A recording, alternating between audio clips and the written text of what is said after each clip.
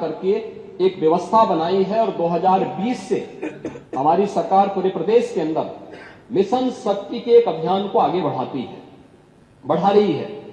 Mission शक्ति के अंतर्गत पिछले 7 वर्ष में हम लोगों ने लगभग 1.5 लाख पुलिस कार्मिकों की भर्ती की है प्रदेश के पुलिस बल में।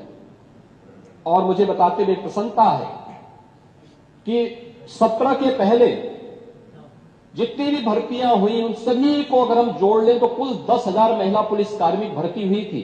लेकिन 17 से लेकर के 22-23 तक जो भर्तियां हुई, इन भर्तियों में प्रदेश में 20,000 से अधिक महिला पुलिस कांस्टेबल की भर्ती करने में हमें सफलता प्राप्त हुई। यानी आजादी के 70 वर्षों में जितनी भर्ती हुई थी महिला, उससे दुगनी भर्ती अकेले 5 वर्ष के अंदर हमने पुलिस महिलाओं को यहां पे भर्ती किया।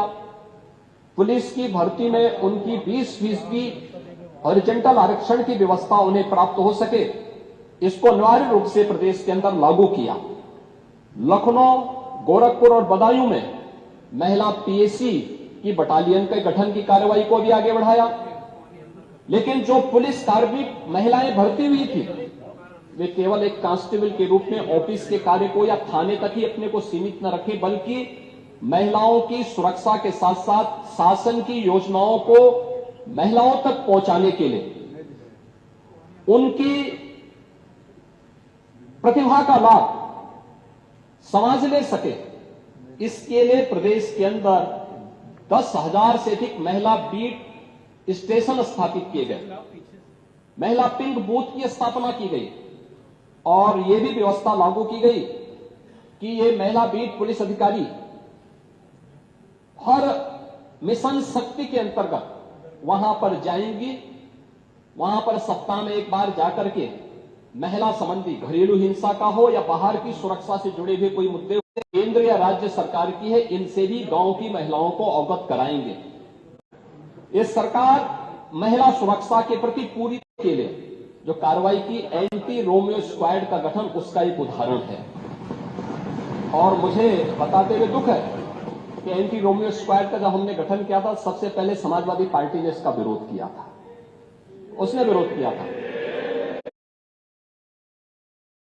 मैंने जो पहले भी कहा, घरेलू हिंसा से पीड़ित महिला के लिए 181 की एक सर्विस है और 1090 बाहर महिला संबंधी अपराध के लिए जब कोई घटना घटित होती है तो कोई महिला कॉल करती है तो उस पर तत्काल सेवा उन्हें उपलब्ध होती है।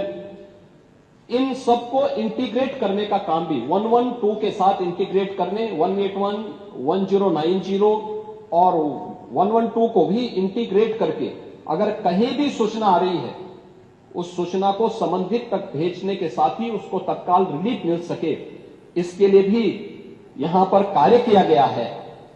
यही नहीं, प्रदेश के अंदर एक महिला थाना हर जनपद में स्थापित करने के साथ साथ एक अतिरिक्त थाने की जिम्मेदारी भी महिला थानाध्यक्ष को उपलब्ध करवाया गया है। और हर थाने में जो प्रदेश के अंदर 1585 थाने हैं, इन 1585 थानों में महिला हेल्प डेस्क अलग से बना करके एक व्यवस्था बनाई है। और 2020 से हमारी सरकार पूरे प्रदेश के अंदर मिशन शक्ति के एक अभियान को आगे बढ़ा रही है।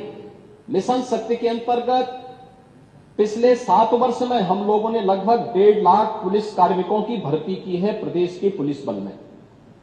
और मुझे बताते हुए प्रसन्नता है कि 17 के पहले जितनी भी भर्तियां हुई उन सभी को अगर हम जोड़ लें तो कुल 10,000 महिला पुलिस कार्मिक भर्ती हुई थी। लेकिन 17 से लेकर के 22-23 तक जो भर्तियां हुई, इन भर्तियों में प्रदेश में 20,000 से अधिक महिला पुलिस कांस्टेबल की भर्ती करने में हमें सफलता प्राप्त हुई। यानी आजादी के 70 वर्षों में जितनी भर्ती हुई थी महिला, उससे दुगनी भर्ती अकेले 5 वर्ष के अंदर हमने पुलिस महिलाओं को यहां पे भर्ती किया। पुलिस की भर्ती में उनकी 20% हॉरिजॉन्टल आरक्षण की व्यवस्था उन्हें प्राप्त हो सके, इसको अनिवार्य रूप से प्रदेश के अंदर लागू किया।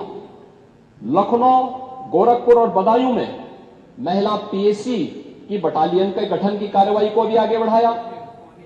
लेकिन जो पुलिस कार्मिक महिलाएं भर्ती हुई थी, वे केवल एक कांस्टेबल के रूप में ऑफिस के कार्य को या थाने तक ही अपने को सीमित न रखें, बल्कि महिलाओं की सुरक्षा के साथ साथ शासन की योजनाओं को महिलाओं तक पहुंचाने के लिए